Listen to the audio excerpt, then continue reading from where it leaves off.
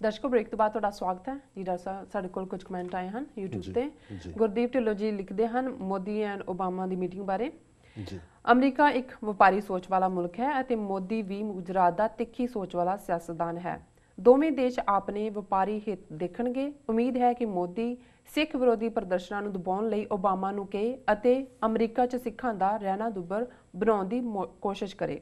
ਜਿਵੇਂ ਕਿ ਤੁਸੀਂ ਜਾਣਦੇ ਹੀ ਹੋ ਕਿ ਇਹ ਹਥਿਆਰਾਂ ਦਾ ਸੌਦਾ ਕਰਨ ਲਈ ਯੂਕੇ ਨੇ ਲੰਡਨ ਦੀ ਪਾਰਲੀਮੈਂਟ ਸਾਹਮਣੇ ਗਾਂਧੀ ਦਾ ਬੁੱਤ ਲਾਉਣ ਦੀ ਇਜਾਜ਼ਤ ਦੇ ਦਿੱਤੀ ਹੈ। ਸਿੱਖਾਂ ਕੋਲ ਭਾਰਤ ਦੇ ਮੁਕਾਬਲੇ 'ਚ ਇੰਗਲੈਂਡ ਨੂੰ ਦੇਣ ਲਈ ਕੁਝ ਵੀ ਨਹੀਂ ਹੈ, ਬਸ ਧਰਨੇ ਹੀ ਨੇ ਪੱਲੇ।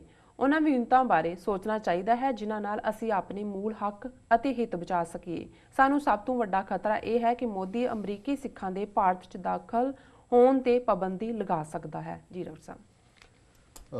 ਵੀਰ ਗੁਰਦੀਪ ਢਿੱਲੋਂ ਜੀ ਦਾ ਬਹੁਤ ਬਹੁਤ ਧੰਨਵਾਦ। ਉਹਨਾਂ ਨੇ ਜਿਹੜਾ ਇਸ ਮੋਦੀ ਦੀ ਫੇਰੀ, ਸਿੱਖਾਂ ਦਾ ਵਿਰੋਧ ਪ੍ਰਦਰਸ਼ਨ, ਇਸ ਦੇ ਕੀ ਕਨਸੀਕੁਐਂਸਿਸ ਹੋ ਸਕਦੇ ਨੇ, ਇਸ ਬਾਰੇ ਉਹਨਾਂ ਨੇ ਆਪਣੇ ਵਿਚਾਰ ਦਿੱਤੇ ਨੇ।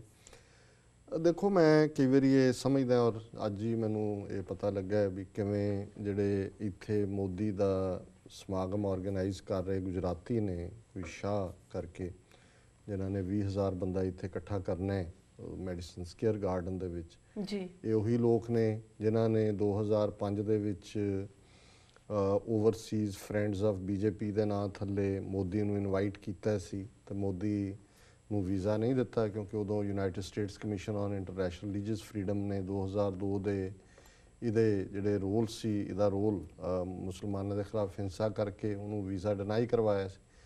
ਪਰ ਇਹ ਇਸ ਕਿਸਮ ਦੀ ਕਰਾਊਡ ਹੈ ਜਿਨ੍ਹਾਂ ਕੋਲ ਪੈਸੇ ਦੀ ਕਮੀ ਨਹੀਂ ਹੈ, ਮਿਲੀਅਨਸ ਇਹਨਾਂ ਦੇ ਕੋਲ ਨੇ ਜੀ। ਇਹਨਾਂ ਨੇ ਉਵੇਂ ਹੀ ਵੱਡੀ ਗੈਦਰਿੰਗ ਕੀਤੀ ਔਰ ਸੈਂਟਰ ਦੇ ਵਿੱਚ ਕੁਰਸੀ ਇੱਕ ਰੱਖ ਕੇ ਕੁਰਸੀ ਖਾਲੀ ਛੱਡ ਦਿੱਤੀ ਕਿ ਮੋਦੀ ਨਹੀਂ, ਔਰ ਵੱਡੀ ਸਕਰੀਨ ਲਾ ਕੇ ਉੱਥੋਂ ਮੋਦੀ ਨੇ ਐਡਰੈਸ ਕੀਤਾ, ਜਿਹੜਾ ਕਿ ਇੱਥੇ ਸਕਰੀਨ ਤੇ ਦਿਖਾਇਆ ਜਾ ਰਿਹਾ, ਜਿਹੜੀ ਲੇਟੈਸਟ ਟੈਕਨੋਲੋਜੀ ਹੈ ਜੀ। ਸੋ ਹੁਣ ਤਾਂ ਉਹਨਾਂ ਨੇ ਜਦੋਂ ਮੈਂ ਅੱਜ ਦੇਖ ਰਿਹਾ ਸੀ ਨਿਊਜ਼ ਕਵਰੇਜ ਕਈ ਥਾਂ ਤੇ ਉਹਨਾਂ ਨੇ ਕਿਹਾ ਜੀ ਕਿ we American Indians will have a sweet revenge, ਕਿ ਉਹ ਇੱਕ ਮਿੱਠਾ ਬਦਲਾ ਹੋਏਗਾ ਕਿ ਕਿੱਥੇ ਉਹਨਾਂ ਨੂੰ ਆਣ ਨਹੀਂ ਸੀ ਦਿੱਤਾ, ਖਾਲੀ ਕੁਰਸੀ ਸੀ, ਹੁਣ ਤਾਂ ਕੁਰਸੀ ਦੇ ਉੱਤੇ ਮੋਦੀ ਬੈਠੇਗਾ। ਸੋ ਹੁਣ ਉਹ ਮਿਸਟਰ ਸ਼ਾਹ ਨੇ ਈਵਨ ਇੱਥੋਂ ਦੇ ਵੀ ਸਾਡੇ ਕੁਝ ਗੁਰਦੁਆਰਿਆਂ ਦੇ ਜਿਹੜੇ ਪ੍ਰਬੰਧਕ ਨੇ ਉਹ ਪੱਟੇ ਨੇ। ਰੈਸਟੋਰੈਂਟ ਦੇ ਵਿੱਚ ਕੋਈ ਮੀਟਿੰਗ ਵੀ ਹੋਈ, ਉਹਦੇ 'ਚ ਜਿਹੜਾ ਇਨਵੀਟੇਸ਼ਨ ਦਿੱਤੇ ਗਏ ਕਿ ਭਾਈ ਇਹ ਪਤਾ ਲੱਗਿਆ ਵੀ ਬੇਸ਼ੱਕ ਉਹਨਾਂ ਦੀਆਂ ਟਿਕਟਾਂ ਜਿਹੜੀਆਂ ਨੇ ਮੁੱਕ ਗਈਆਂ ਨੇ, ਪਰ ਇਹਦੇ ਬਾਵਜੂਦ ਉਹਨਾਂ ਨੇ ਸਪੈਸ਼ਲ ਸਿੱਖਾਂ ਦੀ ਪਾਰਟਿਸਪੇਸ਼ਨ ਦੇ ਲਈ 25-30 ਟਿਕਟਾਂ ਜਿਹੜੀਆਂ ਨੇ ਐਕਸਟਰਾ ਇਸ਼ੂ ਕੀਤੀਆਂ। ਹੋ ਸਕਦਾ ਪਹਿਲੀਆਂ 'ਚ ਵੀ ਸਿੱਖ ਹੋਣਗੇ ਜੀ। ਸੋ ਮੈਂ ਸਮਝਦਾ ਵੀ ਇਹ ਪਹਿਲੀ ਗੱਲ ਤਾਂ ਮੋਦੀ ਜਾਂ ਨੂੰ ਓਬਾਮਾ ਕੀ ਕਹੇਗਾ ਜਾਂ ਕੀ ਨਹੀਂ ਕਹੇਗਾ, ਜਾਂ ਇਹਦੇ ਕਹਿਣ 'ਤੇ ਉਹ ਕੀ ਕਰੇਗਾ, ਕਿ ਇਹ ਤਾਂ ਬਾਅਦ ਦੀ ਗੱਲ ਹੈ। ਮੈਂ ਇਹਨੂੰ ਇਹ ਦੇਖਦਾ ਕਿ ਵੀ ਕਿਵੇਂ ਇਸ ਮੁੱਦੇ ਦੇ ਉੱਤੇ ਫੈਕਸ਼ਨਲਾਈਜੇਸ਼ਨ ਉਹਨਾਂ ਨੇ ਕ੍ਰੀਏਟ ਕੀਤੀ ਹੈ। ਪਹਿਲਾਂ ਵੀ ਹੁੰਦੀ ਰਹੀ ਹੈ, ਪਰ ਪਹਿਲਾਂ ਇੱਦਾਂ ਨਹੀਂ ਸੀ ਹੁੰਦਾ ਕਿ ਵੀ ਕੋਈ ਤੁਸੀਂ ਜਿੱਥੇ ਇੰਨਾ ਪ੍ਰੋਟੈਸਟ ਰੱਖਿਆ ਉੱਥੇ ਤੁਹਾਡੇ ਸਾਹਮਣੇ ਉਹਦੀ ਲੰਘ ਕੇ ਕੋਈ ਜਾਏ, ਜਾਂ ਕੋਈ ਅੱਗੇ ਪਿੱਛੇ ਹਨੇਰੇ ਸਵੇਰੇ ਤਾਂ ਐਮਬੈਸੀਆਂ ਕੌਂਸੂਲੇਟਾਂ ਸਾਰੇ ਹੀ ਹਾਜ਼ਰੀ ਲਵਾਉਂਦੇ ਨੇ, ਬਹੁਤੇ ਲਵਾਉਂਦੇ ਨੇ, ਮੈਂ ਸਾਰੇ ਨਹੀਂ ਕਹਿਣਾ ਚਾਹੁੰਦਾ, ਪਰ ਇਹ ਮੈਨੂੰ ਲੱਗਦਾ ਕਿ ਵੀ ਹੁਣ ਉਸ ਥ੍ਰੈਸ਼ਹੋਲਡ 'ਤੇ ਗੱਲ ਆ ਗਈ ਕਿ ਜਿੱਥੇ ਇਹ ਬੜਾ ਕਲੀਅਰਲੀ ਹੋਏਗਾ ਕਿ ਕੌਣ ਜਿਹੜਾ ਹੈ ਉਹ ਕਾਤਲਾਂ ਦੇ ਨਾਲ ਖੜ੍ਹਾ, ਮੁਸਲਮਾਨਾਂ ਦੇ ਔਰ ਸਿੱਖਾਂ ਦੇ। BJP ਦਾ ਰੋਲ ਘੱਲੂਘਾਰਾ ਜੂਨ 84 'ਚ ਔਰ ਹੁਣ ਤੱਕ ਵੀ RSS ਦੀ ਲਾਈਨ ਕਿ ਸਿੱਖ ਹਿੰਦੂਆਂ ਦਾ ਹਿੱਸਾ ਨੇ, ਇਹ ਉਹਨੂੰ ਟੋ ਕਰਨ ਵਾਲੀ ਗੱਲ ਹੈ। ਸੋ ਮੈਂ ਸਮਝਦਾ, ਹਾਲਾਂਕਿ ਸਾਨੂੰ ਇਹ ਸੁਜੈਸਟ ਕੀਤਾ ਗਿਆ ਸੀ ਕਿ ਅਸੀਂ ਇਸ ਕਿਸਮ ਦੀ ਲਾਈਨ ਦਈਏ ਕਿ ਵੀ ਇਸ ਕਿਸਮ ਦੇ ਲੋਕਾਂ ਦਾ ਬਾਈਕਾਟ ਕੀਤਾ ਜਾਏ। ਮੈਂ ਸਮਝਦਾ, ਦੇਖੋ ਇਹ ਤਾਂ ਆਟੋਮੈਟਿਕਲੀ ਦੋ ਚੀਜ਼ਾਂ ਜਦੋਂ ਅਸੀਂ ਬੀਤੇ ਇਤਿਹਾਸ ਦੇ ਹਵਾਲੇ ਨਾਲ ਦੇਖਦੇ ਹਾਂ ਤੇ ਫਿਰ ਇੱਕ ਸਿੰਪਲੀਫਾਈਂਗ ਟਰਮ ਸੀ 18ਵੀਂ ਸਦੀ 'ਚ ਸਿੱਖ ਇਸਤੇਮਾਲ ਕਰਦੇ, ਔਰ ਉਹ ਸੀ ਬਾਬੇ ਕੇ ਬਾਬਰ ਕੇ। ਬਾਬੇ ਕੇ ਗੁਰੂ ਨਾਨਕ ਦੀ ਉਮਤ, ਕਿ ਵੀ ਜਿਹੜੇ ਲੜ ਰਹੇ ਨੇ ਆਜ਼ਾਦੀ ਦੇ ਲਈ, ਅਣਖ ਦੇ ਲਈ ਲੜ ਰਹੇ ਨੇ ਜੀ, ਤੇ ਬਾਬਰ ਕੇ ਉਹ ਸੀ ਜਿਹੜੇ ਮੁਗਲਾਂ ਦੇ ਨਾਲ ਕੋਆਪਰੇਟ ਕਰਦੇ ਸੀ। ਉਹਦੇ 'ਚ ਆਪਣੇ ਹੀ ਭਰਾ ਭਤੀਜੇ, ਜੇ ਪ੍ਰਿਥੀ ਚੰਦ ਜਾਂ ਰਾਮ ਰਾਏ ਜਾਂ ਧੀਰ ਮੱਲ, ਇਹ ਸਾਰੇ ਉਹੀ ਸੀ ਜਿਹੜੇ ਬਾਬਰਕਿਆਂ ਦੇ ਨਾਲ ਰਲੇ ਹੋਏ ਸੀਗੇ। ਸੋ ਮੈਂ ਸਮਝਦਾ ਵੀ ਇਹ ਜਿਹੜੀ ਲੜਾਈ ਹੈ ਬਾਬੇ ਕੇ ਤੇ ਬਾਬਰਕਿਆਂ ਦੀ, ਇਹ ਮੁੱਢ ਕਦੀਮ ਤੋਂ ਹੀ ਤੁਰੀ ਰਹੀ ਹੈ। ਲੋਕ ਨਿੱਜੀ ਗਰਜ਼ਾਂ ਦੇ ਲਈ, ਕੋਈ ਹੋਰ ਗੱਲਾਂ ਦੇ ਲਈ ਦੁਸ਼ਮਣ ਦੀਆਂ ਲਾਈਨਾਂ ਦੇ ਵਿੱਚ ਜਾ ਕੇ ਰੋਲ ਅਦਾ ਕਰਦੇ ਰਹੇ ਨੇ।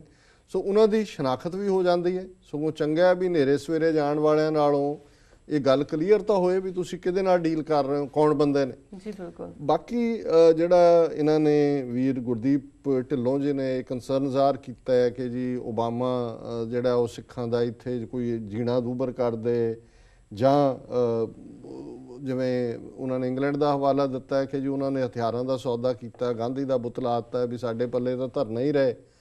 ਮੈਂ ਸਮਝਦਾ ਹਾਂ ਵੀ ਇਹ ਧਰਨਾ ਪ੍ਰੋਟੈਸਟ ਮੁੱਢਲਾ ਹੱਕ ਹੈ।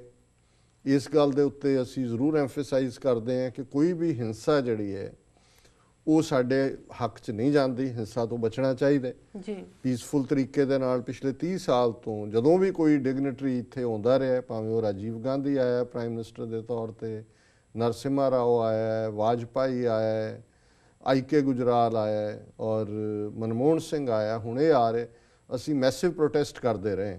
ਔਰ ਅਮਰੀਕਾ ਦੀ ਇਹ ਬਿਊਟੀ ਹੈ ਇਸ ਸਿਸਟਮ ਦੀ ਕਿ ਇਹ ਇਸ ਗੱਲ ਨੂੰ ਕਿ ਤੁਹਾਡਾ ਪ੍ਰੋਟੈਸਟ ਕਰਨ ਦਾ ਹੱਕ ਹੈ, ਇਹਨੂੰ ਐਪਰੀਸ਼ੀਏਟ ਵੀ ਕਰਦੇ ਨੇ, ਇਹਦਾ ਨੋਟਿਸ ਵੀ ਲਿਆ ਜਾਂਦਾ ਹੈ। ਜਿਵੇਂ ਮੈਂ ਅੱਜ ਹੀ ਬਰੀਫਿੰਗ ਲੈ ਰਿਹਾ ਸੀ ਮੈਡੀਸਨ ਸਕੁਅਰ ਗਾਰਡਨ ਦੇ ਪ੍ਰੋਟੈਸਟ ਦੇ ਹਵਾਲੇ ਨਾਲ, ਤੇ ਮੈਨੂੰ ਇਹ ਦੱਸਿਆ ਗਿਆ ਕਿ ਵੀ ਇਹ ਇਕੱਲੇ ਸਿੱਖ ਨਹੀਂ, ਇੱਕ ਪੂਰਾ ਸਾਊਥ ਏਸ਼ੀਅਨ ਅਲਾਇੰਸ ਹੈ, ਉਹਨਾਂ ਦੇ ਵਿੱਚ ਦਲਿਤ ਆਰਗੇਨਾਈਜੇਸ਼ਨਸ ਵੀ ਸ਼ਾਮਲ ਨੇ, ਮੁਸਲਮਾਨ ਆਰਗੇਨਾਈਜੇਸ਼ਨਸ ਵੀ ਸ਼ਾਮਲ ਨੇ, ਈਵਨ ਹਿੰਦੂ ਵੀ, ਉਹ ਜਿਹੜੇ ਕਿ ਮੋਦੀ ਦੇ ਜਾਂ RSS ਦੇ ਏਜੰਡੇ ਨਾਲ ਸਹਿਮਤ ਨਹੀਂ। ਸੋ ਕਲੈਕਟਿਵ ਉਹਨਾਂ ਦਾ ਜਿਹੜੀ ਹੈ ਸਟੇਜ ਵੀ ਸਾਂਝੀ ਹੋਏਗੀ। ਔਰ ਉਹਨਾਂ ਨੂੰ ਕਿਉਂਕਿ ਥਾਂ ਦਾ ਜ਼ਰੂਰ ਹੈ ਕਿ ਵੀ ਹੁਣ ਇਸ ਕੇਸ ਨੂੰ ACLU American civil Liberty organisation New York police ਨਾਲ ਲੈ ਰਹੀ ਹੈ ਕਿ ਸਾਨੂੰ ਕੀ ਥਾਂ ਦਿੱਤੀ ਜਾਏ ਜਿਹੜੀ ਕਿ ਐਂਟਰੈਂਸ ਮੈਡੀਸਨ ਸਕੁਅਰ ਦੇ ਨੇੜੇ ਤੇੜੇ ਹੋ, ਕਿਉਂਕਿ ਉਹ ਬਹੁਤ ਪਿੱਛੇ ਪੁਸ਼ ਕਰਨਾ ਚਾਹੁੰਦੇ ਨੇ ਜੀ, ਕਿਉਂਕਿ ਉਹਨਾਂ ਨੂੰ ਵੀ ਸਿਕਿਉਰਿਟੀ ਕੰਸਰਨ ਵੀ ਹੈ, ਕਿਉਂਕਿ ਹੈਡ ਆਫ ਦਾ ਸਟੇਟ ਹੈ, ਸੇਫਟੀ ਸਿਕਿਉਰਿਟੀ ਪ੍ਰੋਵਾਈਡ ਕਰਨਾ ਇਹਨਾਂ ਦੀ ਜ਼ਿੰਮੇਵਾਰੀ ਹੈ ਜੀ। ਸੋ ਅਸੀਂ ਸਮਝਦੇ ਹਾਂ ਵੀ ਇਹਦੇ ਨਾਲ ਇਹ ਨਹੀਂ ਹੁੰਦਾ ਜੋ ਤੁਸੀਂ ਪ੍ਰੋਟੈਸਟ ਕਰਦੇ ਹੋ ਜੀ ਇਹਦੇ ਕਹਿਣ ਤੇ ਕੋਈ ਮੋਦੀ ਦੇ ਕੋਈ ਅਮਰੀਕਾ 'ਚ ਸਿੱਖਾਂ ਦੇ ਲਈ ਆਏਗਾ। ਇਹ ਠੀਕ ਹੈ ਵੀ ਇੰਡੀਆ ਦੇ ਹਵਾਲੇ ਨਾਲ ਜ਼ਰੂਰ ਇੰਡੀਅਨ ਗਵਰਨਮੈਂਟ ਇਨਫਲੂਐਂਸ ਕਰਦੀ ਹੈ, ਜਿਵੇਂ ਮੈਂ ਪਹਿਲਾਂ ਹੀ ਕਿਹਾ ਵੀ ਆਲਰੇਡੀ ਉਹਨਾਂ ਨੇ ਵਿੱਚੋਂ ਆਪਣੇ ਟੌਂਟ ਬਟੌਂਟ ਕੱਢ ਲੈਣ, ਉਹ ਰਹਿਣੇ ਹੀ ਨੇ ਨਾਲ ਜੀ। ਬਾਕੀ ਕੋਈ ਪ੍ਰੋਟੈਸਟ ਕਰਨ ਦਾ ਇਹ ਠੀਕ ਹੈ ਵੀ ਸਾਡੇ ਕੋਲ ਧਰਨੇ ਹੀ ਬਚੇ ਨੇ, ਚਲੋ ਇਹੀ ਜੇ ਸਾਨੂੰ ਅੱਜ ਦੀ ਡੇਟ 'ਚ ਇਮਾਰਤਾਂ ਦੇ ਬਾਹਰ ਬਹਿ ਕੇ ਅਸੀਂ ਜ਼ਿੰਦਾਬਾਦ ਮੁਰਦਾਬਾਦ ਕਰਦੇ ਹਾਂ, ਲੜਾਈ ਤਾਂ ਇਸ ਗੱਲ ਦੀ ਹੈ ਨਾ ਵੀ ਅੰਦਰ ਜਾ ਕੇ ਅਸੀਂ ਝੰਡਾ ਚਲਾਈਏ ਜੀ। ਸੋ ਖਾਲਸਾ ਬਾਦਸ਼ਾਹ ਜਾਂ ਬਾਗੀ ਜਾਂ ਸੋਵਰਨ ਹੈ ਜਾਂ ਉਸ ਸੋਵਰਨਟੀ ਲਈ ਲੜ ਰਹੇ। ਸੋ ਅੱਜ ਅਸੀਂ ਇੱਥੇ ਕੋਈ ਭੰਗੀਆਂ ਵਾਲੀ ਤੋਪ ਤਾਂ ਨਹੀਂ ਚਲਾ ਸਕਦੇ, ਨਾ ਹੀ ਕੋਈ ਚਲਾਉਣੀ ਚਾਹੀਦੀ ਹੈ, ਉਹ ਜਿੱਥੇ ਲੋੜ ਹੈ ਉੱਥੇ ਹੀ ਚਾਹੀਦੀ ਹੈ ਜੀ। ਪਰ ਇੱਥੇ ਤਾਂ ਜਿਹੜਾ ਅਸੀਂ ਪ੍ਰੋਟੈਸਟ ਦਾ ਇੱਕ ਤਰੀਕਾ ਹੈ ਜਿਹਦੇ ਨਾਲ ਤੁਸੀਂ ਇਹ ਮੈਸੇਜ ਦਿੰਦੇ ਹੋ ਵੀ ਅਸੀਂ ਬਾਗੀ ਹਾਂ। ਜੇ ਸਾਡੇ ਕੋਲ ਬਾਦਸ਼ਾਹਤ ਨਹੀਂ ਵੀ ਹੈ, ਅਸੀਂ ਜ਼ਮੀਰ ਨਹੀਂ ਵੇਚੀ ਹੋਈ, ਅਸੀਂ ਸਰੈਂਡਰ ਨਹੀਂ ਕੀਤਾ ਹੋਇਆ, ਔਰ ਅਸੀਂ ਖੜੇ ਹਾਂ ਜਦੋਂ ਤੱਕ ਇਸ ਪਲੈਨਟ ਦੇ ਉੱਤੇ ਇੱਕ ਵੀ ਸਿੱਖ ਬਾਂਹ ਖੜੀ ਕਰਕੇ ਖਾਲਿਸਤਾਨ ਜ਼ਿੰਦਾਬਾਦ ਕਹਿੰਦਾ, ਸਾਡੀ ਸਟਰਗਲ ਜਿਹੜੀ ਹੈ ਲਾਈਵ ਹੈ। ਸੋ ਵੀਰ ਗੁਰਦੀਪ ਢਿੱਲੋਂ ਜੀ ਦਾ ਬਹੁਤ ਬਹੁਤ ਧੰਨਵਾਦ, ਉਹਨਾਂ ਨੇ ਸਾਨੂੰ ਦੇਖਿਆ ਜੀ। ਡਾਕਟਰ ਸਾਹਿਬ ਇਸ਼ਾਰਾ ਵੀ ਹੋ ਗਿਆ ਬ੍ਰੇਕ ਤੇ ਜਾਣ ਦਾ। ਵਿਊਅਰਸ ਤੁਸੀਂ ਕਿਤੇ ਨਹੀਂ ਜਾਣਾ, ਮਿਲਦੇ ਹਾਂ ਛੋਟੇ ਜਿਹੇ ਵਕਤ ਬਾਅਦ।